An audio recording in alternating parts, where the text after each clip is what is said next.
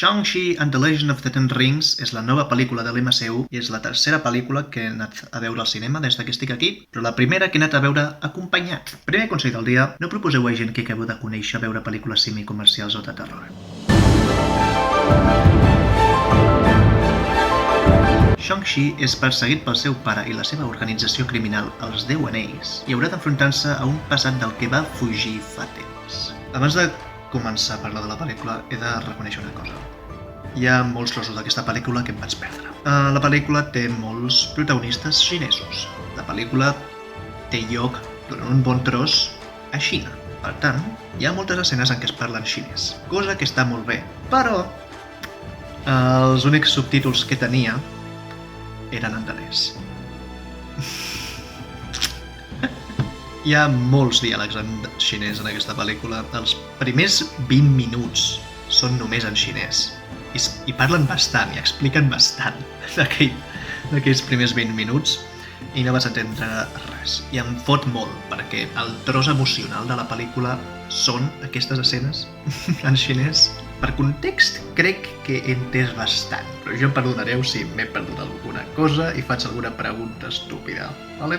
Havent dit això, Shang-Chi està molt bé. És una molt bona pel·lícula, les lluites són impressionants i amb la cinematografia de Bill Pope fan que sigui una pel·lícula molt entretinguda i visualment impactant. Una sorpresa que m'he endut és que hi ha moltes lluites que duren poc, i això m'agrada. Hi ha moltes coses que no intenten ser realistes, però aquestes lluites que són molt ràpides, sí, aquestes lluites són realistes. Hi ha qui ha dit que Shang-Chi és molt diferent, que Shang-Chi no sembla una pel·lícula de l'MCU. Bé, la gent que diu això sembla que no hagi vist mai una pel·lícula de l'MCU. A veure, sí, hi ha coses que són diferents. Té un to menys seriós, és molt conscient. El protagonista no és un orfe, però és molt fàcil d'empatitzar amb ell. El personatge humorístic principal és una dona. L'element principal de les lluites no és el CGI. Sí, hi ha aquestes coses que són diferents, però és clarament Marvel. Segon consell del dia. Si us decidiu anar a veure-la, que us ho recomano, repasseu-vos algunes pel·lícules anteriors, perquè hi ha uns quants cameos. Alguns són fàcils. Hi ha alguns altres que tampoc importen molt, si no dieu, mira el de X pel·lícula. Però hi ha dos personatges que han recuperat dels cantons més obscurs de l'MCU. Un surt a alguns tràilers, però l'altre no. I estic encantat que surti. Resum sense spoilers, la pel·lícula té un to una mica diferent a les pel·lícules de l'MCU, però continua tenint una estructura molt similar. I les lluites són increïbles, però a l'últim terç podrien haver-se centrat més en el conflicte principal. A partir d'ara, spoilers. Tenia els meus dubtes quan vaig veure els trailers, però Simu Liu fa molt bé de Shang-Chi. Hi ha moments, sobretot quan interacciona amb CGI, que és una mica inexpressiu, però quan està parlant amb Awkwafina o amb Tony Leung, o quan està lluitant, sobretot quan està lluitant, ho fot molt bé. No sé si ho sabeu, però Simu Liu fa uns anys era un model per fotografies d'estoc. Si no heu vist els memes que han sortit recentment i aprofiten aquestes fotografies, feu-vos un favor i busqueu-los. Us ho passareu bé. Katie, interpretada per Awkwafina, és brutal com el personatge humorístic de la pel·lícula. Katie i Shang-Chi tenen aquest problema. Ells treballen aparcant cotxes per un hotel de luxe i ells estan encantats de la vida, però tothom els diu que és que no esteu fent res de profit i mai aconseguireu fer res de profit. Que tractin aquest tema em va agradar molt. Em vull dedicar al cinema, clar, que em vaig sentir identificat, per favor. I, sobretot, el que més em va agradar d'aquests dos, no es fan cap petó. No hi ha tensió sexual entre ells dos. Són amics. Han comentat en entrevistes que potser més endavant sí que passen a ser parella, però m'és igual. M'ha encantat, a més, aquesta amistat que tenen. Vull veure més amistats com aquesta en cinema. Per cert, dir o fer alguna cosa molt absurda és una tècnica real que podeu utilitzar si us estan atracant. Ja podeu cantar Hotel California. Mentrestant, Tony Leung, no sé si he pronunciat el seu nom correctament, em sap greu, famós per protagonitzar In the Mood for Love, aquí és Wenwu, el pare de Shang-Chi i l'antagonista principal. En un principi jo creia, serà un dolent que només vol conquerir tot perquè sí. Però no, afegeixen alguna coseta que em va agradar molt. Almenys jo trobo preciós que abandonés la lluita, que deixés els anells en aquella caixa per centrar-se en la seva família, per jugar amb els seus fills, per estar amb la seva dona. Això ho vaig trobar preciós i que tot el que està fent ho estigui fent per recuperar aquesta família ho trobo encara més preciós. Potser podrien haver entrat una mica més en la relació entre Wenwu i la seva dona, és una mica genèrica, i la batalla final entre Shang-Chi i Wenwu està bé, però... per què havien de ficar els monstres aquells? És que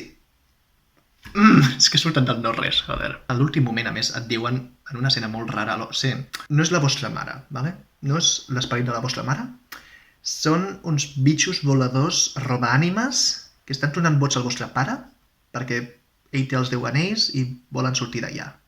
Vale? Que ja teníem un conflicte, el conflicte entre Shang-Chi i Wenwu. No feia falta un altre, i a més a l'últim moment. Ho accepto en part, perquè la batalla final no és només els monstres, i a més es soluciona el conflicte entre pare i fill abans de que el mega xucla ànimes mati a Wenwu. Però no sé, si una pel·lícula no calia que acabés amb una lluita Dragon Ball CGI, era aquesta.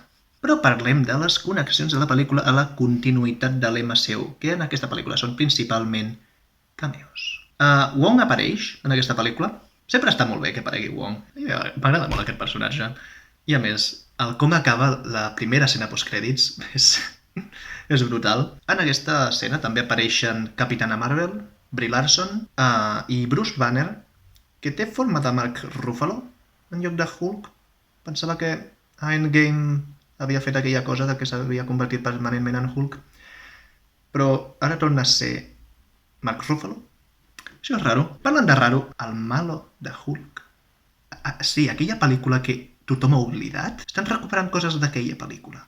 I el millor cameo de tots. Ben Kingsley ha tornat d'Iron Man 3 fent del mandarí fals. Aquest home és molt divertit. Aquest home ha de fer més comèdia. I a més està amb el Morris. Morris és el disseny de criatura més estrany que he vist mai. Però està inspirat en un animal mitològic xinès. A Xina tenen una llegenda relacionada amb un pollastre porc de 6 potes, ales i sense cara. De fet, una cosa que sí que m'agrada de l'últim Terç és com han incorporat aquestes criatures mitològiques. El drac que apareix no és un drac com de Joc de Trons, és un drac xinès.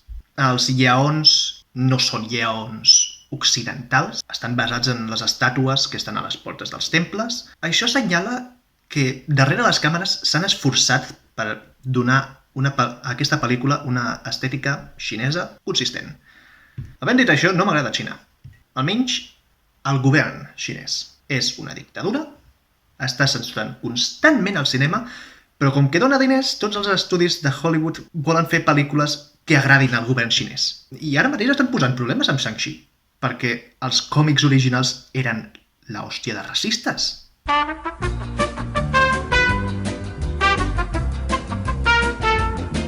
Sabeu què us dic? Shang-Chi m'ha agradat molt i espero que no arribi a Xina. Espero que Eternals tampoc arribi a Xina. Espero que Disney deixi de fer l'imbècil. I després, Warner, Paramount, Sony i tots.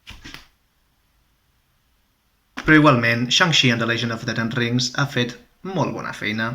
Tinc els meus problemes amb el tercer acte. El primer acte no el vaig entendre perquè estava en xinès, però la pel·lícula és molt entretinguda, té una història emocional bastant interessant. Tinc ganes de veure més Shang-Chi en pel·lícules futures i per les escenes postcrèdits diria que serà així. I vinga, que en 2 mesos arriba Eternals. M'és igual que ningú tingui ni idea de qui són aquests personatges.